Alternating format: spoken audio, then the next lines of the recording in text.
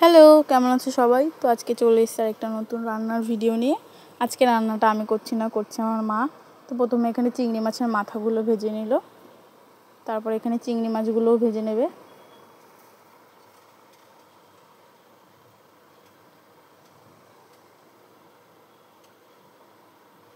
চিংড়ি মাছটা ভাজা হয়ে গেলে তুলে রেখে দেবে। তারপর ওই তেলেই জিরে আর তেজপাতা ফোড়ন দিয়ে দেবে। এরপরে কেটে রাখা আলুটা দিয়ে কিছুক্ষণ ভেজে নেবে। এরপর এখানে কেটে রাখা এঁচড়গুলোও দিয়ে দেবে। এরপরে একে একে পরিমাণ মতো নুন আর লবণ দিয়ে দেবে। এই টাইমে তোমরা গ্যাসের ফ্লেমটাকে হাই রেখো, কারণ খুবই জল বেরোয় এই টাইমে।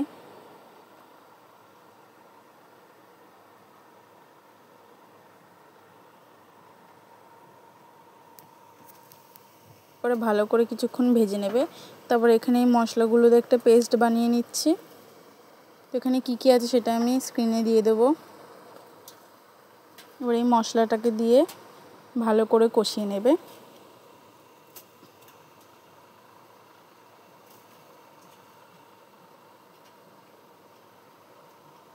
এরপর ওই যে চিংড়ি মাছের মাথাটা ভেজে রেখেছিলাম সেটাই এবারে এখানে পেস্ট করে দিয়ে দেওয়া হচ্ছে। এইভাবে একবার খেয়ে দেখো, খুবই সুন্দর হয় খেতে। চিংড়ি মাছের ফ্লেভারটা খুব সুন্দর আসে।